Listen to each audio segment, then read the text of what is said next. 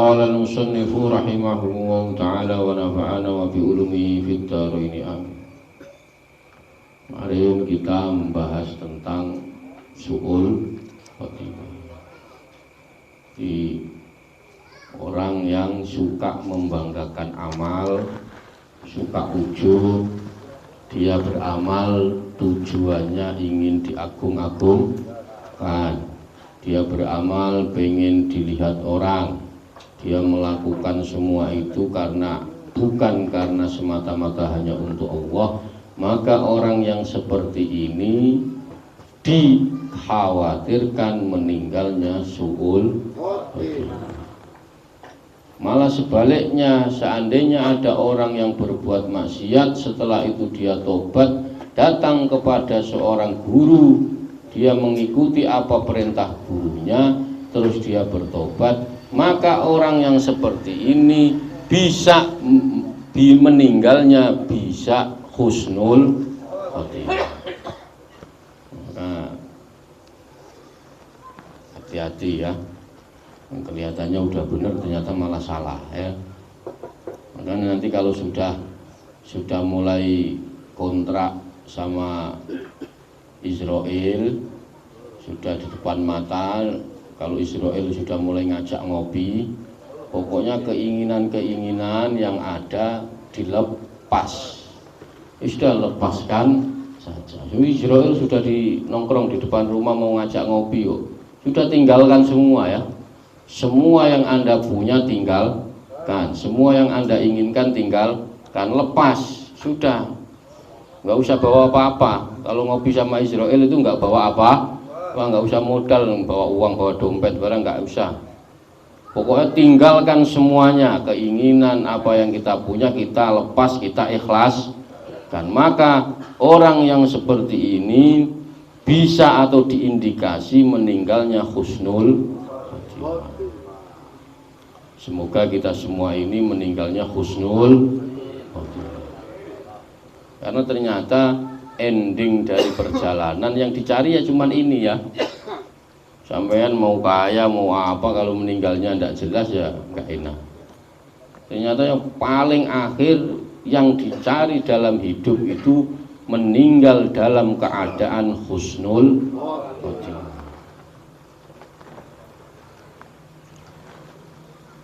Wa takunu fi wasatin nahri wa anta atshanu takunu ma'ahu fi hadrati wa anta tatlubul ittisal. Wa takunu lan ana sira iku fi wasatin nahari iku tetep ing dalem tengahe kali. Wa anta atshanu takunu wa anta lan iku wong kang apa ya, atsan itu ngelak ya. Ngelak itu apa? Kehausan ya. Takunu ma'ahu minal hadrati wa anta tatlubul ittisal. Kamu itu berada di tengah-tengah sungai, sedang kamu dalam keadaan haus. Kan aneh, wong di tengah-tengah sungai kok haus. Ada ayam mati di atas, jerami apa? Iya gitu ya. Apa ininya?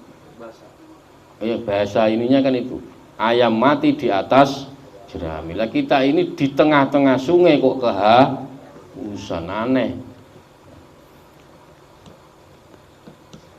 Takunu ma'ahu, takunu ana sira ma'ahu iku tetep sertane Allah fi hadrati ing dalem kehadirat Allah Subhanahu wa anta utawi tatlubu iku nupri sira ittisala ing tetemu.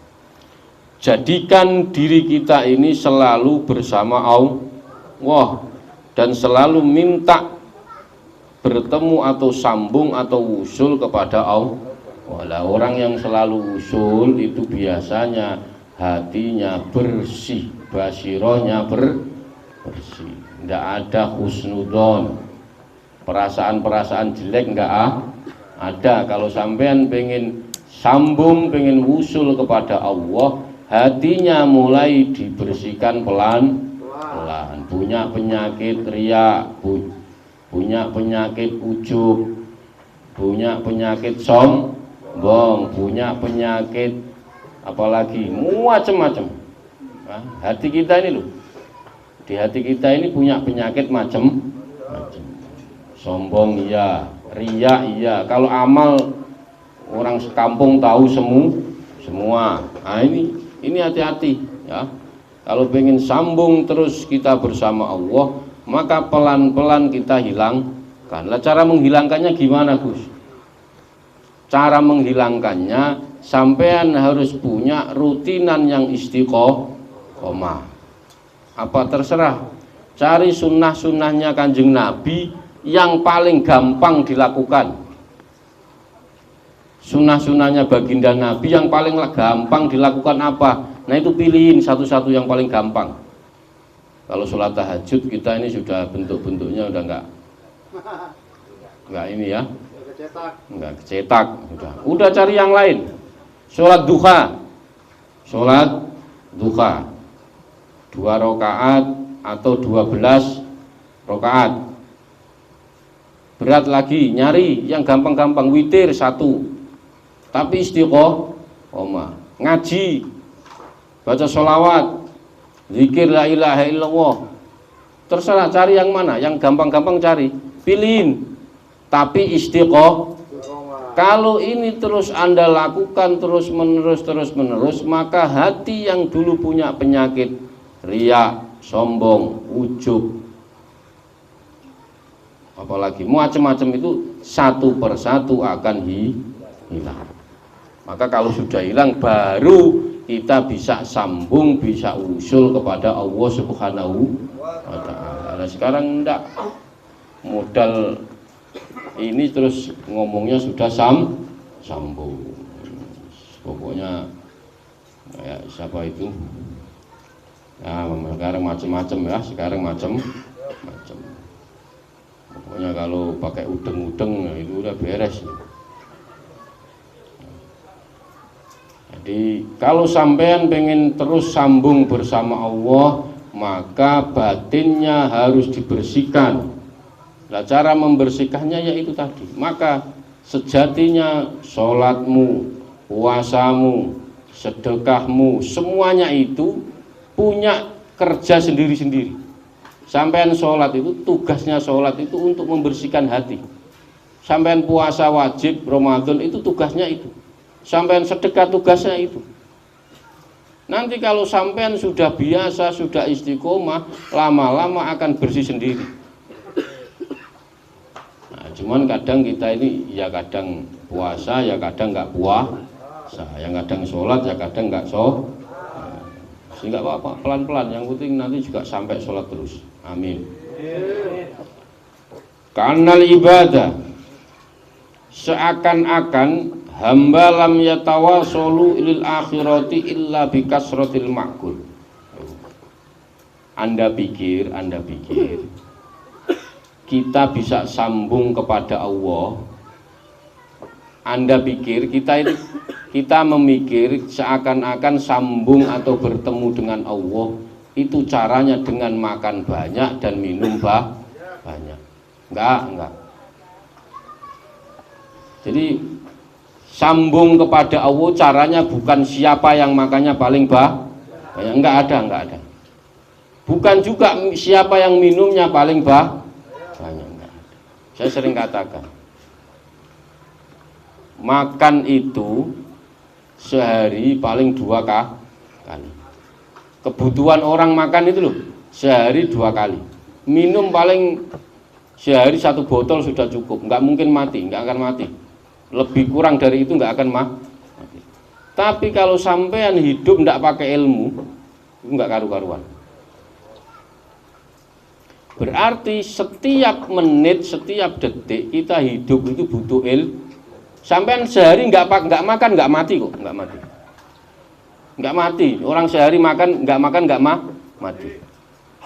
Tapi sampean sehari itu hidup pasti butuh ilmu. Ilmu apa? Ilmu apa saja? Ilmu apa saja? Ilmu masak, ilmu kerja, ilmu apa lagi? Semuanya itu butuh ilmu. Kalau nggak ada ilmunya, ya nggak dihargai orang. nggak dipandang orang. Itu ya. Maka sebenarnya seakan-akan hambanya Allah itu tidak akan sampai pada akhirat kecuali dengan banyak makan dan minum. Jadi kalau sudah makannya banyak terus sampai, kalau minumnya banyak terus sampai, enggak, bukan urusan makan dan minum. Au qila lahum hadhihi apa ini? Tusilukum ya. Shot itu ya. Au qila lahum hadhihi tusilukum ilal akhirati. Au qila, atau bisa dikatakan lahum hadhihi tusilukum ilal akhirati. Seakan-akan para hamba itu didhawuhi begini, seakan-akan ya. Walakin ma akhrason nafsaka alaika laula hawanuha alaika ma aradtaha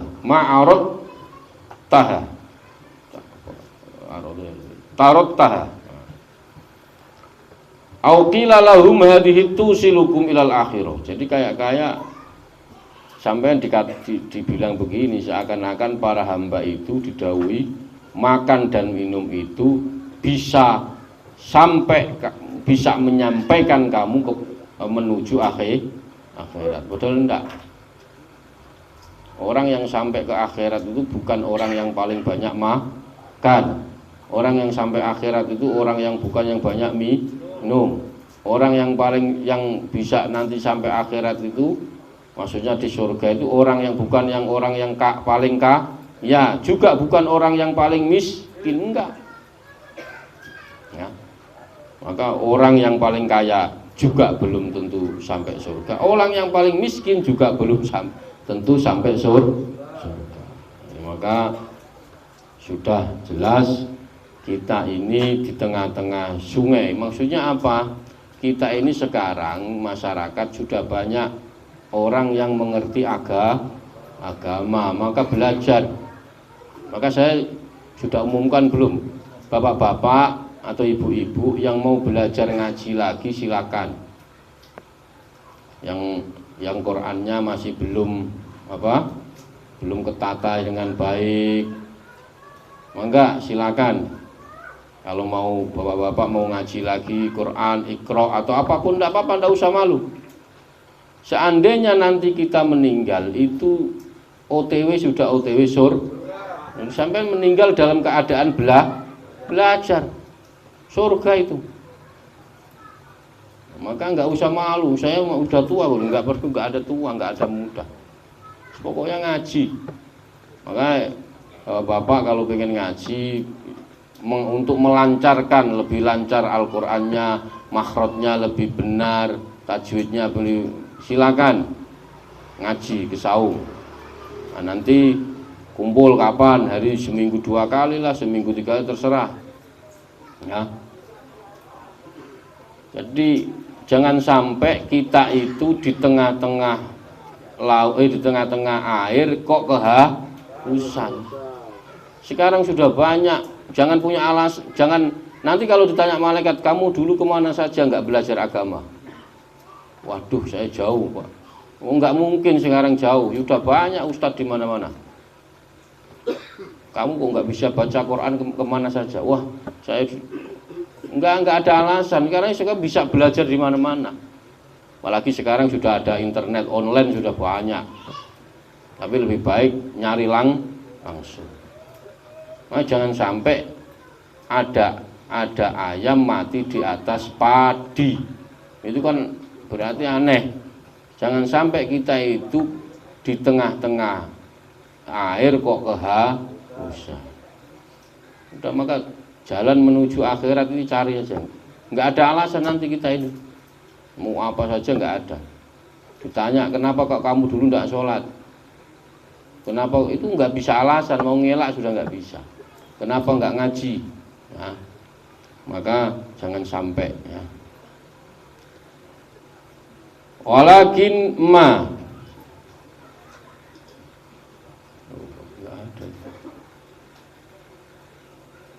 walakin ma arkhoso, itu kho apa kha? Kho ya. Walakin ma arkhoso nafsaka alaika laula hawanuha alaika. Walakin ma akhroso, akan tetapi akhroso, apakah apa yang menjadikan dirimu murah? Maksudnya murah itu tidak berharga.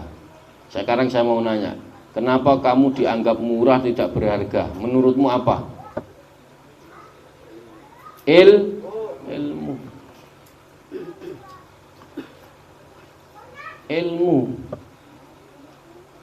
Sampean kalau punya ilmu pasti dihargai. Ilmu apa saja.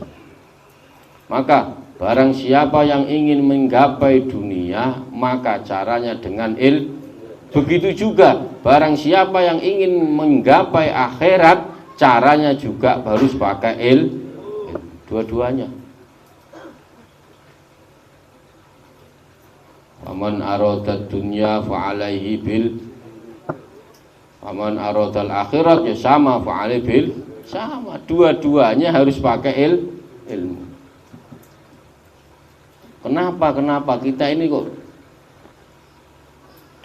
dianggap orang murah, maksudnya tidak berharga? Apa? Enggak usah marah sama orang, kita koreksi diri kita sendiri. Kenapa kok orang melihat kita itu murah, ngeremeh? Jangan nyalain orangnya, salahin kita sendiri. Itu orang itu kalau ketemu saya kok ngeremeh, jangan ngomong orangnya dulu, kita koreksi dulu kita. Lah orang kalau nggak punya ilmu itu biasanya ngawur. Karena apa? Aturannya nggak tahu, aturannya tidak tahu. Ya kalau diremeh orang ya wajar, nggak tahu aturan.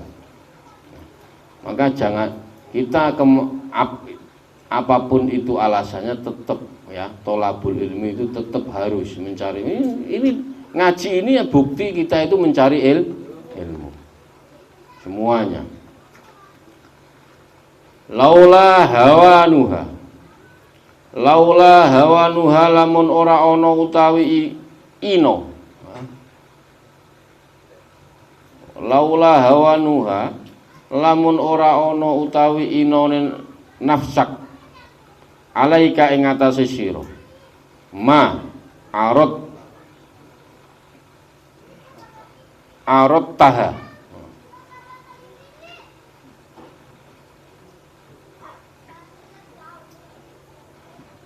laula hawanuha arot taha.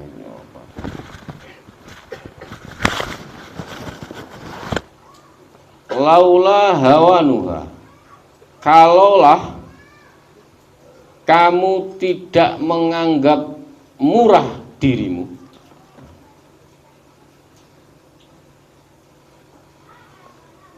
tentu gimana ini muridnya, kamu tidak akan menyediakan atau menyiapkan dirimu untuk disiksa oleh Allah Subhanahu wa ta'ala. Aronuha itu siksa, marah. Ya, arot taha itu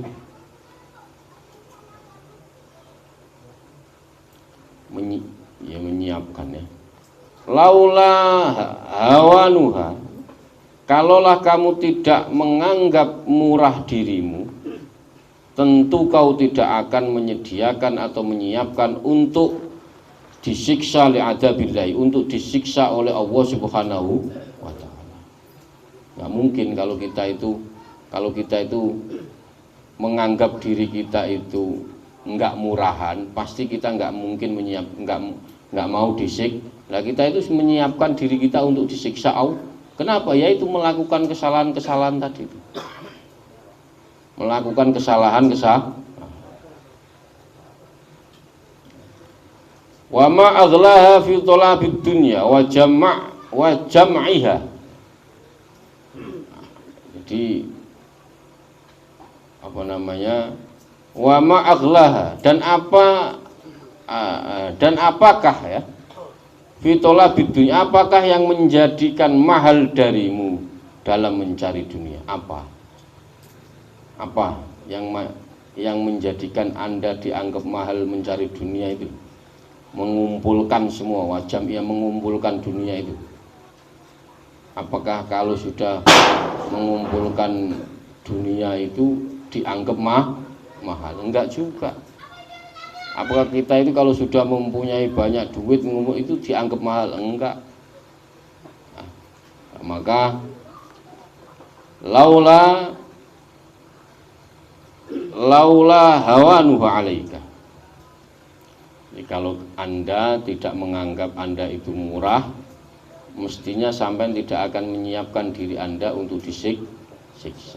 Maksudnya apa? Ya kita akan berusaha untuk tetap taat kepada Allah Subhanahu wa ta'ala, taat perintah-perintah Kanjeng Rasul, taat kepada guru kita semua. Itu bukti kalau kita menganggap diri kita tidak murahan. Wal ajabu kulla ajabi fi man yas'alu munajjim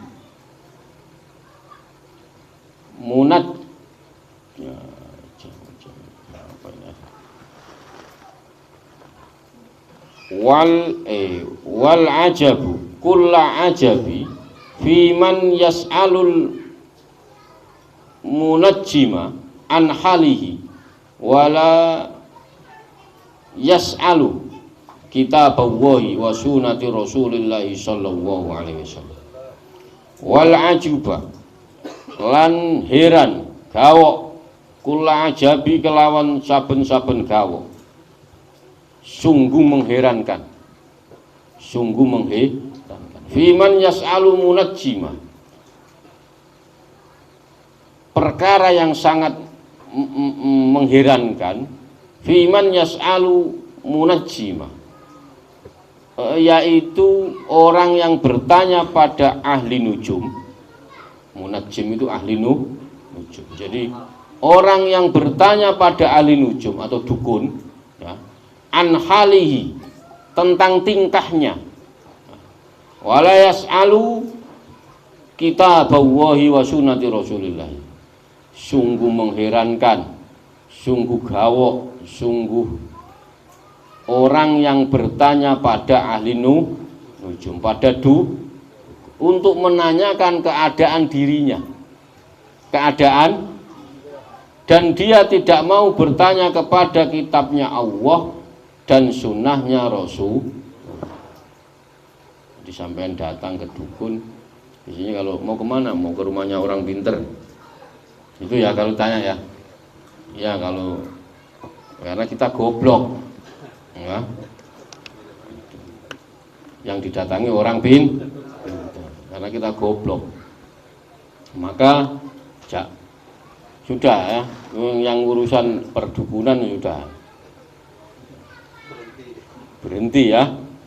Maka kita itu menanyakan keadaan diri kita kepada sedangkan dukun tidak tahu keadaannya sendiri. Repot. Keadaannya sendiri aja ripuh kok sampai tanya gimana. Itu. Maka kalau nanya kepada Al-Quran, Sunnah, nggak bisa baca Al-Quran Gus, nggak tahu Sunnah Rasul Gus, nyari kiai, nyari ajengan, nyari ustadz yang isinya ajarannya itu Al-Quran dan Sunnah, habaib, nyari itu yang ajarannya itu ya. Dukun itu nasibnya sendiri aja tidak tahu.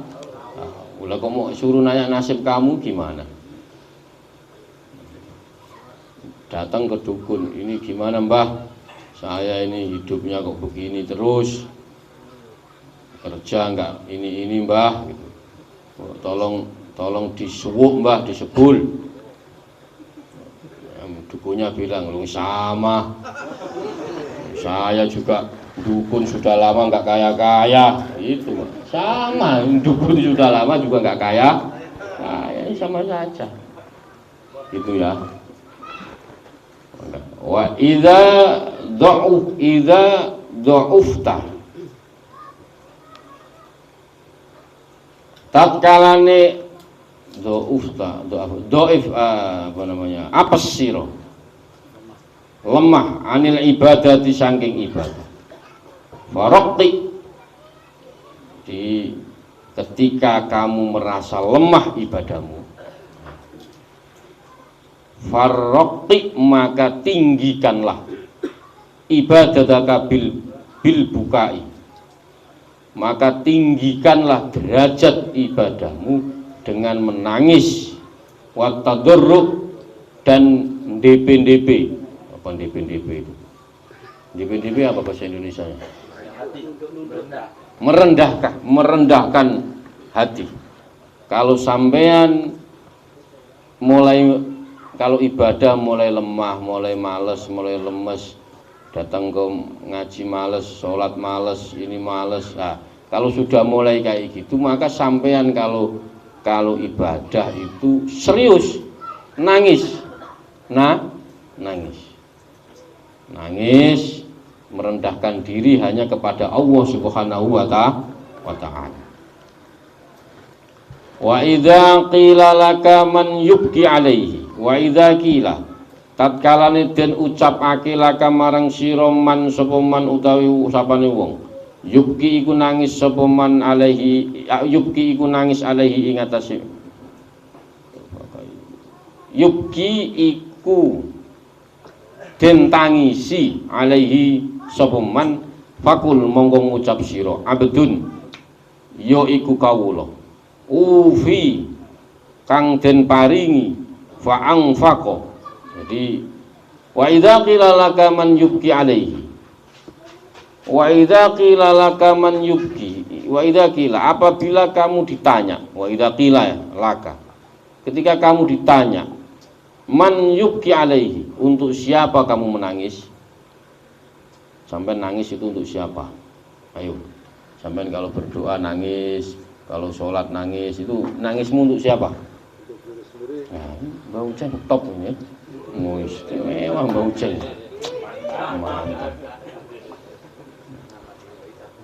Jadi sampean nangis, sholat nangis, itu nangis ya, nangis sampean itu untuk diri sendiri, jangan untuk yang lain. Tangisi diri kita sendiri.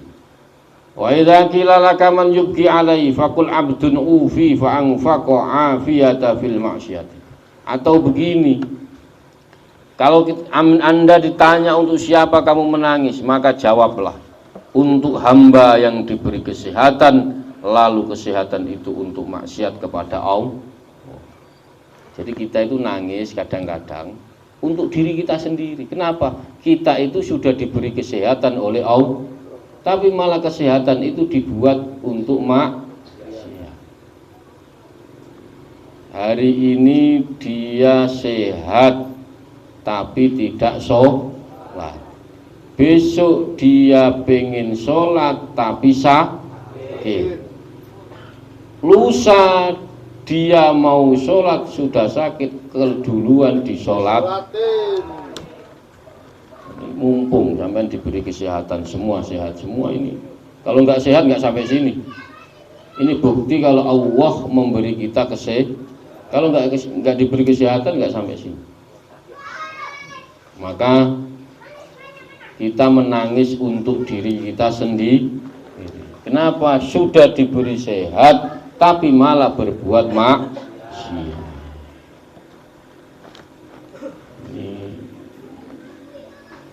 Bener loh ya ini ngaji itu nggak hanya ngaji denger ya, nggak hanya ngaji tapi pelan-pelan dipraktekkan pelan, nggak harus terus jadi baik, nggak, pelan-pelan, sedikit demi sedikit.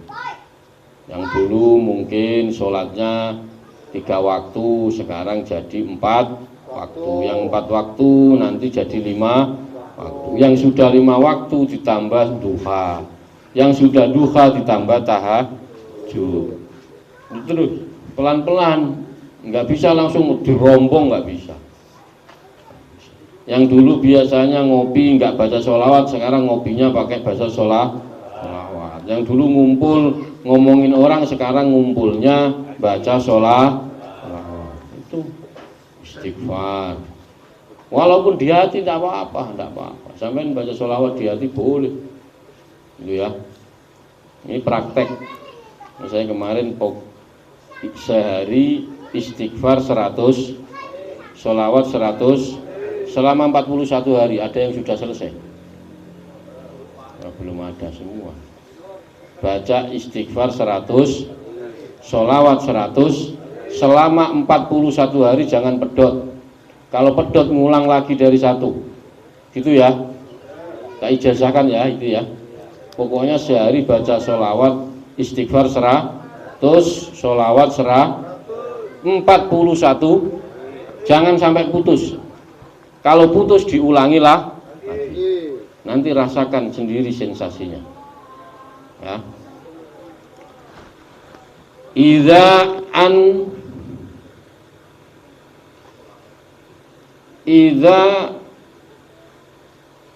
nimta. Itu alifnya 1 atau 2? 1. Idza nimta. Tatkalane nama nim turu. Tatkalane tidur kamu ya. Ala tahlitin ra'aita tahlita fi manamika. Idza nimta, apabila kamu tidur. Ala tahlitin, kamu tidur posisi sedang dirimu dalam keadaan semrawut. Sampean pas tidur posisi mau tidur itu dalam keadaan kalut, pikiran tidak karu. Ya. Maka ra'aita tahlita fi manamika, maka Anda akan bermimpi yang aneh-aneh dalam tidurmu. Sampean mau tidur mikir pikirannya kalut, mikir utang, mikir besok ngapain, makan apa, berasnya gimana, anak nuakal, istri enggak, suami enggak, pokoknya macam-macam. Pikirannya enggak karu-karuan. Maka dalam tidur Anda akan mimpi juga yang tidak karuan. Mimpinya yang aneh. Bal yang bagi, sebaiknya laka kepadamu. Maka sebaiknya kamu tidur tanama ala toharotin wa taubatin.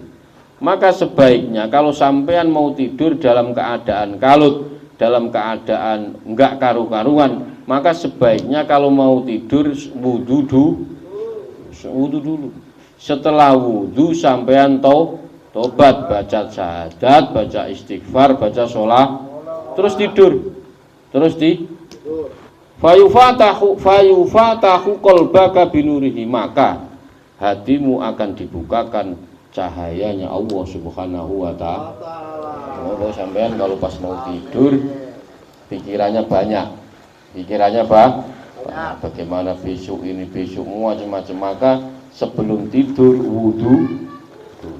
wudu itu punya energi yang pertama menghilangkan hadas, yang kedua menghilangkan dosa, yang ketiga cepat sambung kepada Allah Subhanahu wa ta'ala. Maka sering-sering wudu. Maka sampean sekali wudu dosanya itu hilang. Dosa sampean itu hilang. Contoh, subuh wudu, terus subuh sampai zuhur. Dalam subuh sampai zuhur sampean maksiat, melihat yang ini macam-macam, ngomongin orang ini, nanti zuhur wudu sampean dosanya rontok, jatuh sendiri, asal dosa kecil ya. Nanti sampean dari zuhur sampai asar melakukan dosa, nanti pas asar wudu lagi sholat, itu dosanya luntur, jatuh sendiri. Maka kata Allah, tak tunggu sampai kapan kamu datang kepadaku. Zuhur enggak datang, tunggu asar masih enggak datang. Tunggu maghrib enggak datang, tunggu isya. Isya nggak datang, ditunggu sampai subuh lagi. Ya enggak, kalau nggak datang lagi kebangetan. Ya. Maka kalau sampean tidur sebaiknya wudu dulu. Kalau nggak wudu dulu ya baca apa. Tapi kalau pikiran sampean semrawut, banyak pikiran nggak karu-karuan, sebaiknya wudu dulu. Setelah itu tobat, baca syahadat, baca istighfar, baca sholat, terus tidur. Walakin man kana fi naharika laghiyan kana fi lailika syahyan. Walakin man, tetapi